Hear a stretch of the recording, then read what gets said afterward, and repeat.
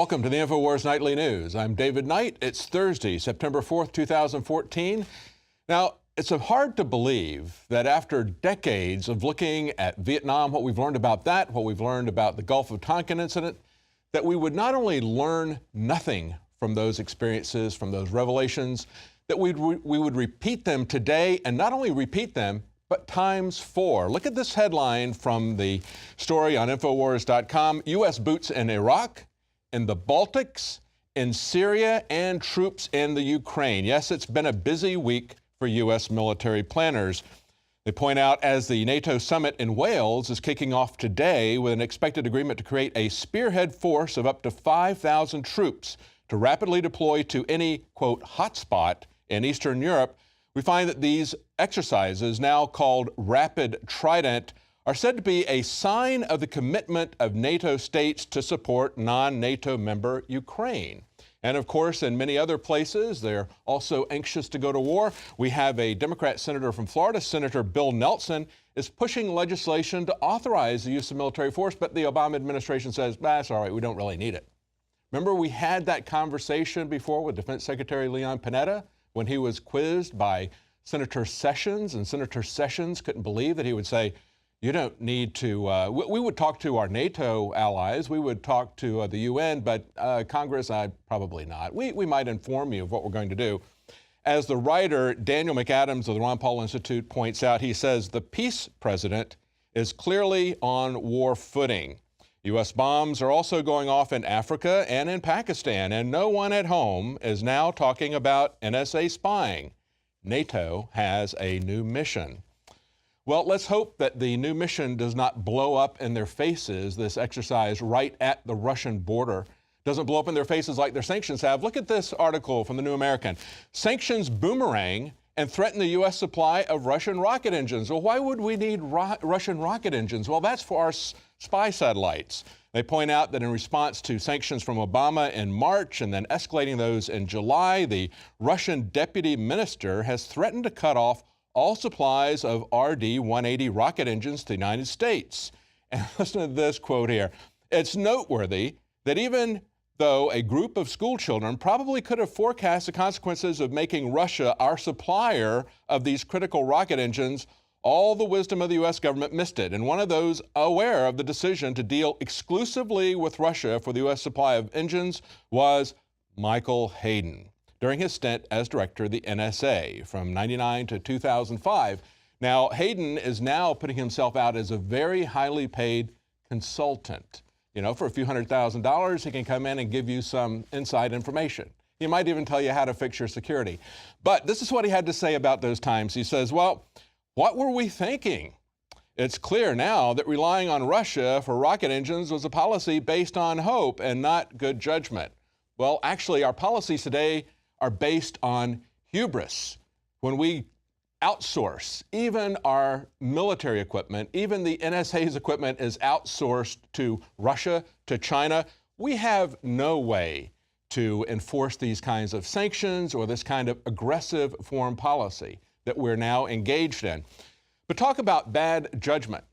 We have the former senator of Massachusetts, Senator Brown, who's now running for senator in New Hampshire. This is the senator who posed for a centerfold, if you remember. Maybe we should call him Senator Fold. Well, he's got a great idea. He's trying to piggyback on all this unrest about ISIS, and he thinks that the way we could fix this is by revoking the citizenship of people that the government accuses of terrorism. And even better, we can have Obama do it by executive order. Here's that report. Former senator, model, and centerfold Scott Brown now wants to strip you of your rights and due process. Former Massachusetts Senator Scott Brown is now running for senator in New Hampshire, but he sounds like he's auditioning to become a prostitute for the military-industrial complex. Right now, we have a situation with ISIS. Scott Brown actually says he's worried about U.S. citizens working with foreign terrorists coming home, marching down Pennsylvania Avenue, and planting their flag at the White House. His common sense solution is to take away their citizenship, to keep them from returning to the U.S. Seriously, how stupid does Brown think New Hampshire voters are? Millions of people are coming at will through our open borders without permission. The feds are even telling us to expect terrorists to come across the border, and there's nothing that they can or will do about it. So why would a terrorist be stopped by not having permission to come in? Scott Brown voted for the NDAA's indefinite detention without trial, and he now says that it's common sense that anyone accused by the government of terrorism would have their rights as citizens stripped without trial. He offered 2 bills to do just that. Both were rejected. But just like Obama, Brown doesn't want the legislative process or the Constitution to get in the way of the militarized police state. Just use executive orders. Al-Qaeda and ISIS were created, trained, and equipped by the federal government. People like Obama and Brown want to make it as easy and as expedient as possible to punish, to imprison, to kill anyone they declare a terrorist. This is what tyrants have always done. The whole point of the Bill of Rights was to constrain government from taking away our due process. They want to be able to hold you without a conviction, without a trial. And if it sounds draconian to do that to citizens, then just revoke their citizenship first. Political prostitutes like Scott Brown use Islamic terrorists to sell fear to the American public so that they give up their rights and liberties and buy war machines from the military and police state industrial complex. Homeland Security has made it abundantly clear that it's more worried about domestic terrorists than foreign terrorists. And look at who they're defining as terrorists: veterans, Tea Partiers, anti-Fed activists, Christians, homeschoolers. Americans are the enemy in their war games. They train to fight Americans and mock American cities. The Patriot Act, which Brown voted to reauthorize, has always had the goal to destroy due process, to come after dissidents and political opponents at home by labeling them as terrorists. Brown's demagoguery is just the latest example. If you're going to revoke the citizenship of people who are working with terrorists, then why not revoke the citizenship of the CIA or the military advisors who train and equip terrorist groups like ISIS, like Al-Qaeda? Why not revoke the citizenship of Senator McCain, who met with Islamic terrorists and who met with Nazi terrorists in Ukraine? Meeting in the White House over 2 years ago, everyone in the national security team recommended arming ISIS. You agree that we have recent experience where until we understood how the country would continue to govern and that institutions of governance wouldn't fail, that actually situations can be made worse by the introduction of military force? Actually, General Dempsey, you and I went through this in 2006. Maybe we could keep political whores like Scott Brown out of the Senate. Well, it's not just people like Scott Brown who are trying to use to their advantage the unrest in the Middle East. We have an article on Infowars.com that really underscores the absurdity of our involvement over there, the fiction of, quote, fighting the Islamic State, unquote. An entity created and financed by the U.S. and Saudi Arabia. And he points out that the U.S. is taking advantage of the incontestable threat posed by the brutal, quote, IS combatants in order to polish their damaged image in the Middle East and simultaneously try to underline that their further military presence in the region is indispensable. That's right. They need to have us there, don't they? We are the ones who have to solve all of these problems no matter how bad they are, and yet he points out that we actually created them. He says, at the same time, the virtual inventor of the IS is none other than former U.S. Secretary of State Condoleezza Rice. Now, he's pointing this out as saying that it was her policy of separating these different areas and moving the Sunnis against the Shiites, that was essentially a policy that created IS. I think the direct involvement of the U.S. via the CIA and many other instances has been documented. It's been spoken about by former CIA members, by former Al-Qaeda members. We've talked about this at InfoWars quite a bit. So yes, there are policies that you can point to that were open and above board which created this, but there are also covert policies that directly created IS. Now, he also points out that Secretary of the Saudi National Security Council at the same time, the infamous, he points out, Prince Bandar bin Sultan, set to work after Condoleezza Rice set these policies in place. The results were the birth of brutal groups like Al-Nusra Front and the ISIS, which sprang up like mushrooms to fight the Assad regime in Syria. Now, of course, Prince Bandar had very heavy ties to the CIA, to the Bush family. He bragged about how he, the Saudis, and the CIA had essentially created the Mujahideen and Osama bin Laden. So this is something that we see happening. That's a long-time policy. And of course, they were created to fight the Russians. And that's one of the 4 conflicts that we're trying to get involved in right now. But there's a meeting, as we said earlier in the show, going on starting right now in Wales with NATO. And they're not really putting forward a veneer of somebody who's really striking out for freedom, as we're being told that they're doing in the Ukraine. Look at the heavy-handed approach that they are taking towards journalists who are just merely trying to film what a police state, what an open-air prison, as they call it, looks like in Wales around this secure meeting. Now, this is a journalist who is working for RT, and as you can see on the screen right now, this is some of the B-roll that he and others were shooting. He was arrested, he was DNA swabbed, he was held in a prison cell for taking photographs of police security barriers on public streets in Cardiff, Wales, as the lockdown surrounding the NATO summit in Wales resembles what Paul Watson points out, as some called it, an open-air prison. Now, one of the officers threatened him with being detained for 3 months without charge or trial. And he explained that he was taking the photos in the middle of the night at 4 a.m. in the morning because the streets were empty and he didn't want to capture people in the images. Now, he points out that they had made numerous checks, numerous threats to him. Eventually, what they arrested him for was the charge of suspicion of a stolen driver's license. And he said, it's amazing because all of my other ID there, a debit card, a library card, a student card, all in the same wallet, had the same name. Not very likely that he had just stolen the wallet. Well, stay with us. After the break, we have a couple of stories. Workers are fighting for minimum wage increase, but they don't see the real threat from the rise of the robots. And the net is leaking like a sieve. We're going to look at how thieves got those photos from the celebrities. Stay with us.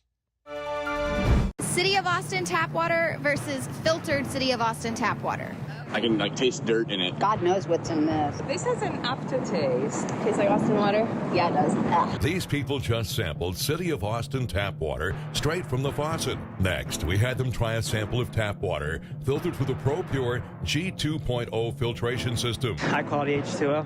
That one is better. Tastes like nothing. Yep, I know what good water tastes like. It's good water. Most tap water contains added substances like fluoride, chlorine, Monsanto's deadly pesticide, glyphosate, and many others. Studies prove that these substances are linked to an assortment of major health issues, including tooth decay, lowered IQ, and even cancer. It tastes like you're drinking out of the lake when you're drinking tap water.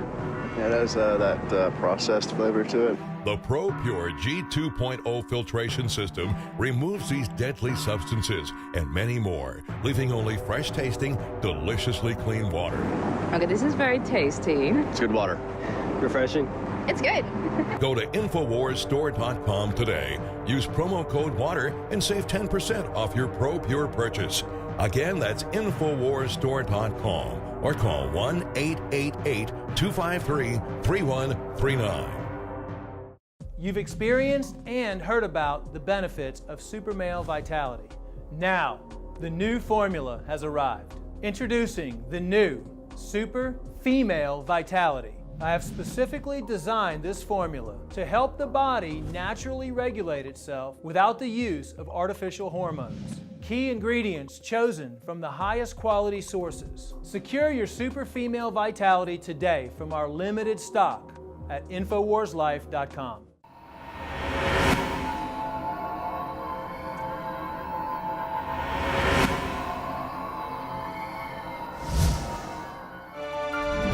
Welcome back. Now, you've probably heard that today there have been a lot of demonstrations, people wanting to get the minimum wage increased to $15 an hour. And of course, Obama and the SEIU are pushing that politically for their advantage. But as Kurt Nimmo points out in an article today on Infowars.com, the fight for the minimum wage of $15 is a fight for compulsory unemployment. Now, he says that the protesters, of course, their campaign is called Fight for 15. It is organized by the Service Employees International Union, that's SEIU. They have very close ties to Obama and the Democrat Party. He points out, though, that there's going to be a huge unemployment effect from this. The restaurant industry is a low-profit venture despite record profits of parent corporations like McDonald's. And he says Capital IQ reports that the average profit margin for fast food franchises is only 2.4%. That's down from 3.2% 5 years ago. Now, of course, as we've pointed out many times and many economists have pointed out, trying to bring prosperity to workers by increasing the minimum wage is an exercise in futility because it sets off a wave of inflation, and nobody is any better off relatively than they were before, except we just have inflation, which really arguably hurts everyone. But beyond that, there is now a new threat to these workers that they don't even see on the horizon, and that is the rise of the robots, especially in these low-level fast food positions. An article from Business Insider today says, here's the burger flipping robot that could put fast food workers out of a job. And of course, we've reported on this before. This is a company called Momentum Machines. They've got a robot that they say will radically change the fast food industry and have some line cooks looking for new jobs. It can produce 360 hamburgers per hour. They say that it's more consistent, more sanitary than human workers. It also can produce custom meat grinds for every single customer. Now, the company's founder said that the device isn't meant to make employees more efficient. It's meant to completely obviate them. That's right. He makes no bones about it. But then he goes in and he makes some points. He said, even though we're going to put the people who are actually preparing the burgers out of a job, here's why it's not a bad thing in the overall employment. Now, he gives us three different arguments. I want to just go over two of those here. He says, one, the restaurant that uses our robots can expand their frontiers of production, which requires hiring more people. Well, the question is, though, how many store managers or robot managers do you need in a store? And what are these cooks going to do when they go on welfare? But look at the second one he puts here. The general public is going to save money on the reduced cost of our burgers, and this saved money can then be spent on the rest of the economy. Okay, but without jobs, who's going to be doing the consuming? Are the people that are going to be unemployed with this, are they going to be going onto welfare? That's going to raise your taxes paying for the welfare. So there goes your disposable income. It is actually dispensable, isn't it? Well, we're also seeing some fallout from the iCloud being hacked on Apple computer. We see that yesterday Wall Street had ended mixed. Today it's up, but yesterday Apple stock took a beating. Apple shares slid 4.2% down to 98.94, and their worst percentage decline since January the 28th. And of course, that's due to what happened with the iCloud leak. Now, undeterred by that, Apple is talking about their next big thing, the Apple Watch. And one of the things that they're really pushing on this is going to be mobile payments. That's right. If you can't trust them with your photos, can you trust them with all your financial information, with all your credit card information? Absolutely absurd. And yet, people will buy it. We've seen how the NSA themselves bragged about the fact that people would buy Big Brother, that the iPhone was the Big Brother, pointing out the irony that that came from Steve Jobs, whose iconic Mac commercial in 1984 was all about Big Brother. Said, who would have thought that would be Big Brother? And then they show the iPhone and then they say, and that the people would pay for it. Well, of course, we're going to pay to have our data stolen as well, because everybody is now moving to do near-field communications in these watches. That's what Apple is going to do now. And stay with us at the end of the news. We're going to have a vintage video of Alex Jones destroying an iPad when they first came out. Remember the feeding frenzy? Well, the next big thing is, of course, this Apple's smartwatch. And as they're saying, they're going to include short-range wireless technology. And according to people familiar with it, they say that it signals a new role for the device in digital payments. Now, this is NFC wireless or near-field communications. They say it's central to Apple's plans to offer so-called tap to pay into its mobile devices, allowing users to pay for goods and services just using credit cards stored on iTunes. Yeah, what could possibly go wrong with that?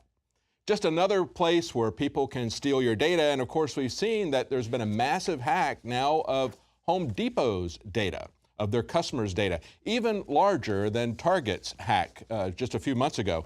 They're saying Home Depot may be the latest retailer to have suffered a massive credit card breach, with the company moving to assuage consumer fear after a large cache of stolen data reportedly appeared on black market sites. The breach may have extended as far back as to spring of this year. And if it does, the fallout may end up being far larger than Target's incident late last year, when personal data pertaining to tens of millions of customers was compromised. Well, exactly how did they get the data, the celebrity photos, off of iCloud? There's an article up on Wired magazine today, the police tool that pervs use to steal nude pics from Apple's iCloud. That's right, the pervs use it, it's a bad thing, but if the police use it, it's just fine. It doesn't matter that they're perverting the Constitution or the rule of law. These are things that were designed really just for the police to use. So it's horrible that these hackers got it, but look where they got it from. They actually got this from a Moscow-based forensics company called Elcomsoft. And they say, of course, it was intended for use by government agency customers. Yeah, they're the only ones that we can really trust to steal everything from everybody. They point out one step in the hackers' sex-stealing playbook has been ignored, and that is this piece of software that was designed to let cops and spies siphon data from iPhones, but instead it's being used by perv criminals themselves. That's right. Cops and spies are just fine if they want to spy on you. So what they say is if they can hack your iCloud username and password using iBrute, they can just log into your iCloud account and steal your photos. But they said that if they go in and impersonate the user's device with this piece of software that the Russians are selling to the police and to the spies, they can basically download your entire phone, your entire iPad, everything, and take their time to pick it apart. That's what the cops do. That's what the NSA does to your data. Well, that's it for the news. Stay with us right after the break. Jakari Jackson is going to have an interview with an industry insider who's going to give you the lowdown on those mystery cell phone towers.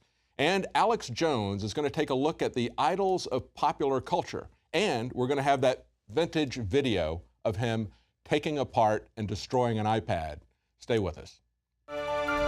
Alex Jones here to tell you about how you can help spread liberty worldwide while also enjoying what I have found to be the best tasting 100% organic coffee on the planet. For more than a decade, my favorite coffee has come from the high mountains of southern Mexico, where the Chiapas farmers grow their unique shade-grown Arabica beans. We have now managed to secure these sought-after beans in a highly customized blend. Discover and try a bag of the Patriot Blend 100% organic coffee at InfoWarsLife.com. This coffee gives you a long, smooth pick-me-up for hours without the headaches and heartburn that so many other coffees give me personally. Hands down, this is my favorite coffee, and it's taken us years to secure connections directly to the Chiapas Mexican farmers. Drop by the site today, order a bag or two, and I don't think you're going to be disappointed. Available in original or with our immune support infusion blend. You will be supporting a free press, all the while enjoying a truly great-tasting cup of my favorite coffee. Available at InfoWarsLife.com. Celebrate the spirit of freedom and liberty upon which our nation was founded at InfoWarsShop.com. Molon Lave is ancient Greek for come and take it. This popular design combines both classic Greek Spartan imagery with modern M16 assault rifles. Now available in women's tees and proudly made in the USA. And now you can protect yourself from corrupt cops with the InfoWars dash cam. It's your car's black box that records all that the driver sees and hears. And introducing the Block It Pocket. It renders your phone undetectable while protecting your private data and your health. Or take back your privacy and protect your personal information by getting your very own Detractor cell phone pouch. So get incredibly high-quality, freedom-based products and help fund the revolution at InfoWarsShop.com.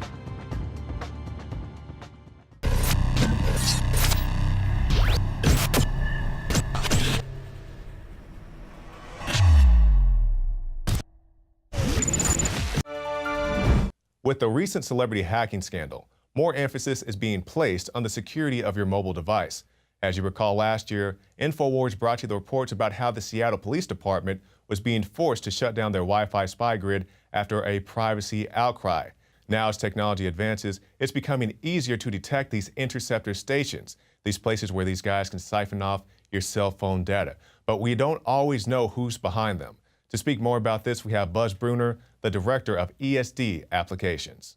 Thank you for joining us, Buzz. Yes, sir.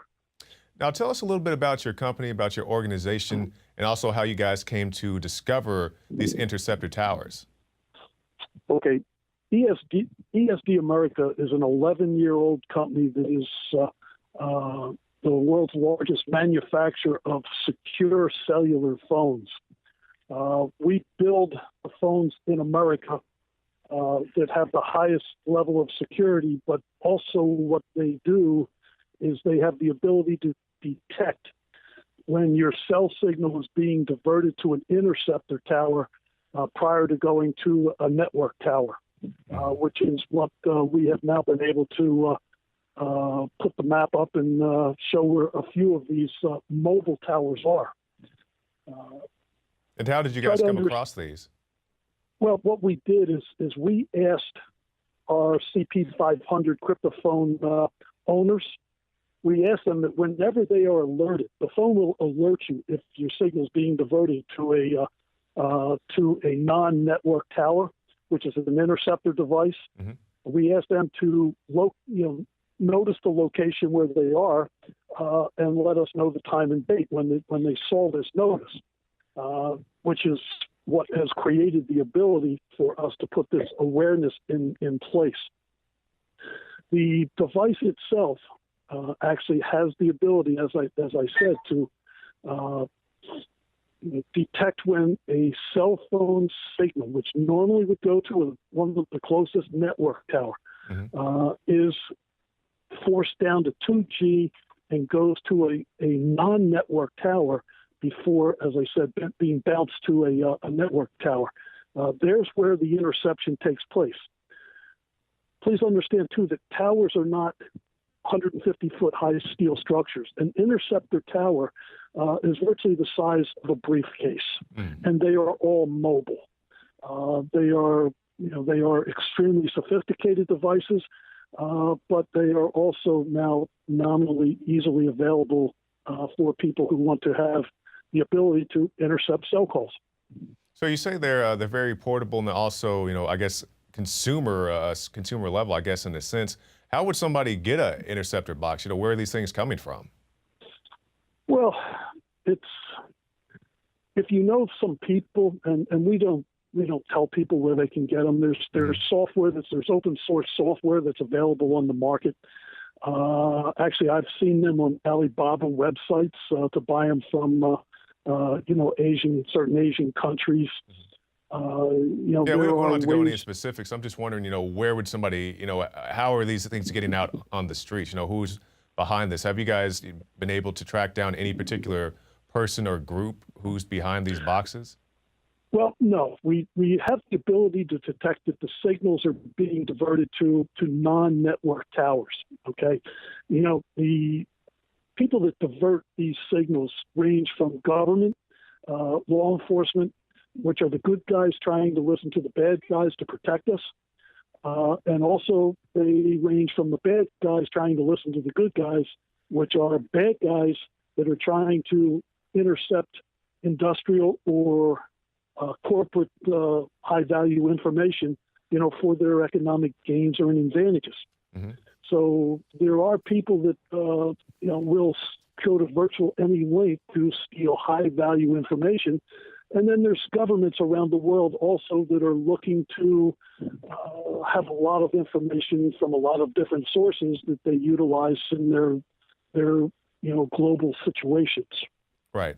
Now, as far as, you said that being used by governments, law enforcement, there's a CBS article where they talked to a former FBI agent, and he said that he doubted that some of the more recent interceptor boxes maybe that you guys discovered, he doubted that those were being used by law enforcement because he said law enforcement needed proper warrants and had to go through the proper channels and all of that. Would you agree with that statement, or do you have some other point of view? No, I would agree with that. Law enforcement, government law enforcement are required to have warrants to use the boxes. And they may have, at those particular locations, had certain warrants. It may have been, law enforcement, but it also may have been bad guys looking to access information from, corporate information. Corporate espionage is so prevalent; it's incredible that corporate enterprises spend millions of dollars to protect their IT systems and make sure that their online communications are secure. And then they just get on unsecure cell phones and talk about high-value information that they secure online. Right. And bad guys take the path of least resistance. They know that the internet systems are being highly protected, and intercepting cell calls is very easy. It's basically done with impunity. I can be a half a mile away from a gentleman on that's talking on a cell phone. I can be gathering his information, and he would never know that I was, in that particular capability. Now, as far as the information gathered, what can they get? Can they get real-time phone conversations, pictures, text messages? What all can they retrieve? Well, basically, they can. The voice communications is what the average interceptor would do. He'd listen for voice information, just like you're putting a bug in a conference room. The more sophisticated towers and the more sophisticated software can actually, when it fools your phone into thinking that it is the real cell tower, they have the ability on occasion to download programs and change the firmware of your cell phone and actually put malicious spyware on your cell phone, and you would never know it. They'd actually take control of the phone. They can actually turn on your microphone, without you knowing it. They can do a lot of different things by controlling the little computer that you have in your hand that you use to talk on. And you made a very interesting statement, because a lot of people think it's a conspiracy theory, so to speak, think that somebody can hack into your phone and, just as you said, turn on your microphone and listen to what you're saying. But you're saying that is, in fact, factual and happening? Oh, yes, absolutely. The only real, truly secure way to secure your phone, like if you're in a conference room and you're in a meeting, is for everybody to remove the batteries from their phones. Turning your phone off does not turn your phone off. On-off buttons are just soft switches. They're not hard switches. The only way to truly secure your phone is to take the battery out of it. Right. Now, I was reading some comments, reading the interview with your CEO, Goldsmith, and he was talking about how some of these things were discovered around military bases, and that was very troubling to me. Well, yes, and we're not sure exactly who was the owner or who was operating that particular tower. We do know that we have countries around this globe that are not so friendly to America. Right. There are a lot of operatives from other countries that are in this country specifically to gather information. They do it in multiple ways. They can take a regular laptop here in America. They can get a cell card here in America, and they can get sophisticated software downloaded to them here in America, and they have an instant cellular interceptor. As we come to our end, I'm sorry to cut you off, we're running a little low on time. Just tell us what else you think is the most important issue concerning this, and also how people can find your technology. Well, the best thing to remember is if you are speaking of anything that is of high value, is don't say it on a cell phone. Assume that it's being listened to. That's the lifestyle change for security that protects people. Secondly, our CP500, if you take a CP500 and you call another CP500, that information, that voice information, the text information, cannot be cracked. It is world-class technology. That the methodology is amazing. You can reach us at esdcryptophone.com, and you can speak with any of us to discuss the utilization. The biggest part of the CP500 is also the fact that it will detect if your cell signal is being diverted to a non-network tower. That is one of the most powerful things that the CP500 does. All right, Buzz Bruner, Director of ESD Applications, thank you for your time, sir. Carter, thank you very much, sir. Have a good day. You too. And if you would like another way to protect your cell phone information, stop by the InfoWars shop and pick up a cell phone pouch. The Block It Pocket and others protect your cell phone information when you're not using it. Well, that's it for this edition of the InfoWars Nightly News. I'm your host, Jakari Jackson, and we'll see you again tomorrow night.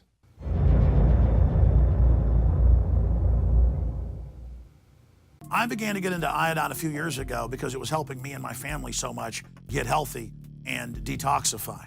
I believe our research is conclusive. This is the best iodine out there. And I know this for a fact. Nobody else has got iodine based on these pure crystals, ladies and gentlemen. For a limited time, experience the ancient power of Survival Shield X2. Take advantage of this unprecedented 30% off Super Detox Special at InfoWarsLife.com.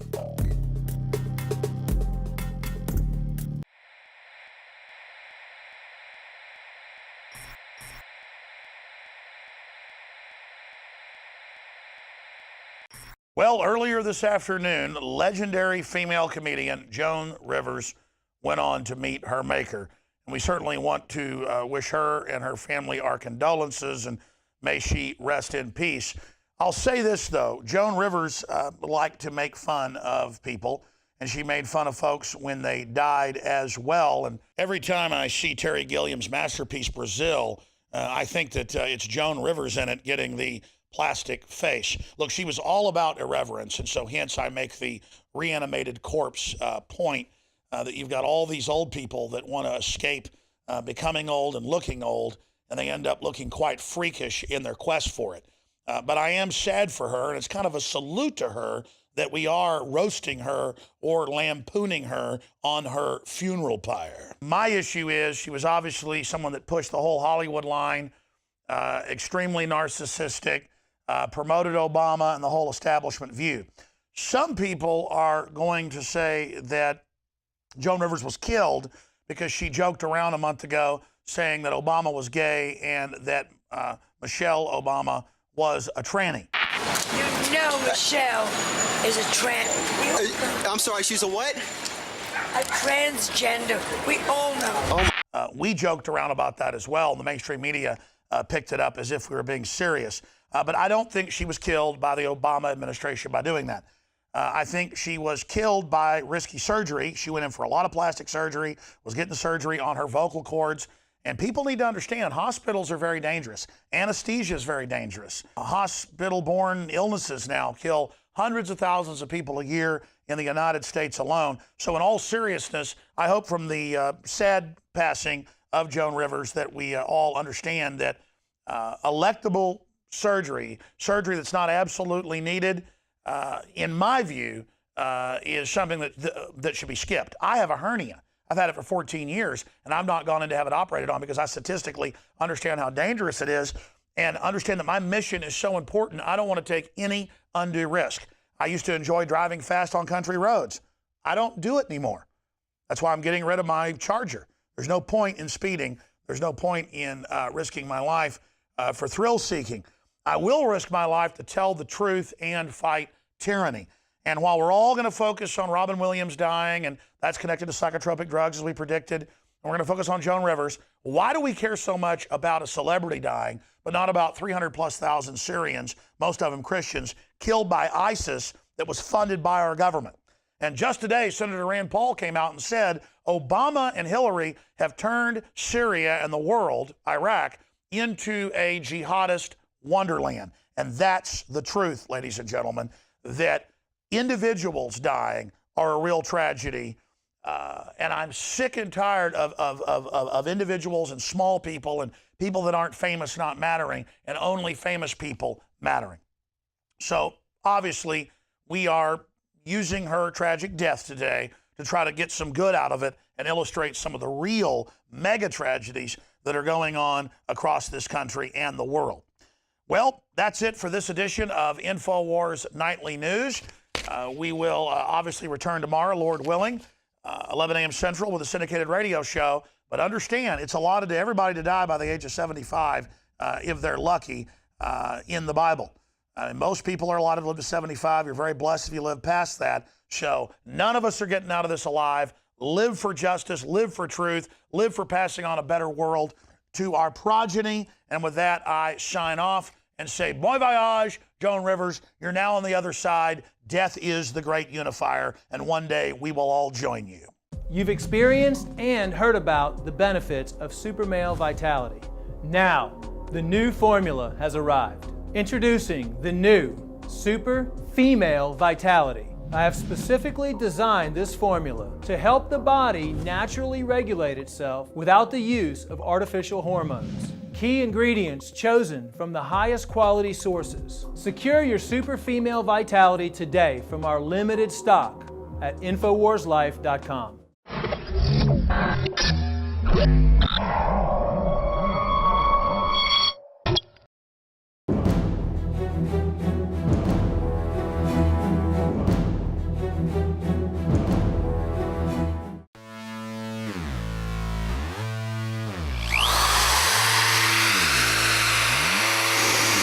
I can feel it. I can feel it. I'm afraid. Robots became so intelligent, they defined themselves as human beings. Torture! I was always taught torture was wrong, but I'm pro-America, and now that they say torture's good, well, I've decided that when in Rome, do as the Romans did. But humans don't care about seeing other humans tortured. We've been dehumanized. They got mad though when the Marines threw that puppy off the cliff because people still have empathy for animals. I thought, what about an iPad? What is it gonna think? People love inanimate objects. They love things. They love possessions. They don't get upset by humans being tortured.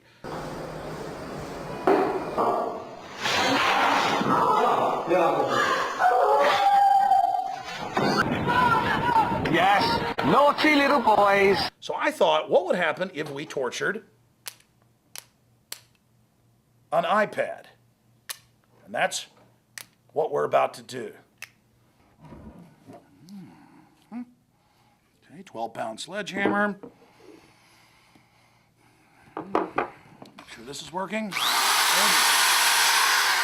Just a professional interrogation for America, what we do, the good guys. After all, Joseph Mengele wasn't that bad, was he now, according to our government? Got the electrical power here. And of course, made in the USA waterboarding equipment. We're gonna have a discussion with you, Mr. iPad. You understand? And you're gonna answer our questions. Al Gore's on your board, and you guys pose as a bunch of egalitarian liberals, but you're made in China by basically slave labor. Well, Mr. iPad, again, I'm gonna ask you, why are you made in China? This is gonna go on for a long time here, and it's only gonna get rougher. Oh, you're gonna not respond? Well, that's fine. At the end of our little session with the iPad, I'm gonna explain exactly why we're doing this in detail. But overall, it's an important experiment. We've got all these different implements of torture or enhanced interrogation, but I figure we just go ahead and cut right to the chase with the power drill. Again, one of the tools of the CIA. I've told it to explain to us why it's in league with Al Gore, and it will not answer my question. We're gonna get really serious right now. We're gonna get some answers.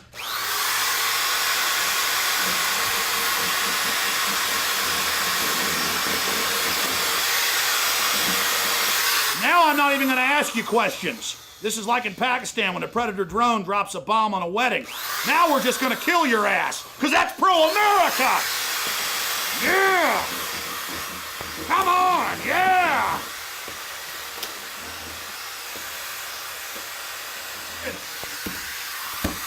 Answer my questions! We're the good guys! We're America! You will answer our questions! Torture is good! I smell China. Literally, you can smell it. Look at that smoke coming out. Let me get you cleaned up for the next round. Well, you're still alive. We've been torturing you for quite a while. Because again, that's the American way. That's freedom. And now we're going to go ahead and put you out of your misery with a firing squad. So let's put your little blindfold on. Let's give you a cigarette. Good. It's time for the firing squad for high treason. No judge, no court, no nothing. Under the Enemy Belligerence Act, now in the U.S. Senate, we're allowed to arrest you as a U.S. citizen, torture you, kill you, do whatever we want, because that is freedom. Enjoy your cigarette. No trial, no nothing. Under the USA Patriot Act, iPad, you are terminated. Ready, aim, fire. Well, looks like that didn't do it. We have to shoot you a couple more times here. This is going to continue for a while here. I'm doing this because I'm a patriot. I'm going to take your bank accounts because I'm a patriot. I'm going to set up checkpoints because I'm a patriot. Everything I do is because I'm a patriot. You're an evil iPad. And one more right between the eyes just to get you out of your pain. And that, ladies and gentlemen, is how we deal with terrorists. You know, after we torture somebody to death, we got to get rid of the body. We got to dismember it. So even though the iPad's no longer with us, we got to get rid of the evidence. Ah, the guts. It's almost as funny as one of them dead Iraqi kids. Yeah, we're trying to get permission to engage. Oh yeah, look at that, right through the windshield. Those weapons of mass destruction got to be somewhere. Oh, it's their fault for bringing their kids to a battle. That's right. Nope, no weapons over there. It's almost as funny as one of them dead Iraqi kids. Designed in America, made in China. You have just taken part in a psychological test, a study. There's a lot of different facets to it. Number one, I like Apple. I like the iPad. We have a couple in the office, and I bought one at home. But I've seen people literally worshiping these machines. You know, humans don't care about fellow humans anymore, but they care about inanimate objects. And I said, we ought to do a psychological test to show how people get upset out on the web about watching the video you just saw, but don't care about Iraqi kids in a minivan being murdered in front of everybody. This is the dehumanization. We saw that a year ago when the Marines throw the puppy off the cliff, and it was admitted the Marines had done it, and the Marine Corps admitted they'd done it, and actually kicked them out of the Corps. But people were still living in denial, saying, no, the Marines didn't kill that puppy, it's too evil. See, Iraqis are dehumanized, but the puppy, it matters. Well, the puppy matters a hell of a lot more than this iPad did. And over 1 million Iraqis in the last 7 years have been killed conservatively, and their society was wrecked like this iPad. And so that's one reason I did this. I also wanted to show, and I'll guarantee in the comments below this YouTube video, you'll see it, that people are going to be angry that I did this because they associate it with a living thing. And in the future, computers may become artificially intelligent, like Isaac Asimov talked about 60 years ago. There'll be laws against doing this to computers. That shows how twisted our worldview has gotten, where we've been trained by the eugenicist environmentalists that human life means nothing. But I do want to add something here. I don't believe in reincarnation, not in animal life, not in human life. But in the case of this iPad, it did not die. Its consciousness, or all of its programs and apps, are downloaded on 2 computers over there, and we've already bought a replacement. And so literally the data that was in this iPod will repossess and will enter the body of a new iPad. But Iraqi civilization and many other civilizations, many areas of Serbia, have been reduced to rubble that resembles this pile of junk. Then, of course, there's another facet. Apple claims they're all liberal and trendy and care about humanity, but Al Gore, who wants to put carbon taxes that will reduce world population in place, is on their board. And Apple pushes all of this anti-private property rights, anti-human propaganda. And so I guess it makes sense that they have giant factories with people working for slave wages all over China. Oh yeah, designed in America, made in China. And the people there are being paid so little they can't ever afford to buy an iPad. And so there's also a lot of hypocrisy there. I think technology is great, but it's a double-edged sword. It can be used as a tool for good or for bad. But for those of you out there that were upset by seeing this happen, or think it was wasteful, $500, this will probably get 1 million views in the next year, and will educate thousands and thousands of people that watch it who will get what we did here today. And then, of course, there's the subject of torture itself. The Army's own report, the Tagumba report, admitted they were raping children, torturing people with battery acid, with drills, torturing people's children in front of them. Those are human beings, ladies and gentlemen, and are 1 trillion times more important than this iPad that the mind of man created. Man is the greatest species on this planet. Man is reaching towards the stars. And we also need to be wary of the future of technology, lest it supplant humanity and be used by a technocratic elite to set up a prison planet. The elite have written many white papers stating that because they have robotics and automation, They don't need a large population anymore. That's why Bill Joy back in 2000 wrote the article, Why the Future Doesn't Need Us, and discussed the fact that the elite are seriously considering exterminating the majority of the world population. I know a lot of you went to college and you believe in the people bomb and you believe there's too many people.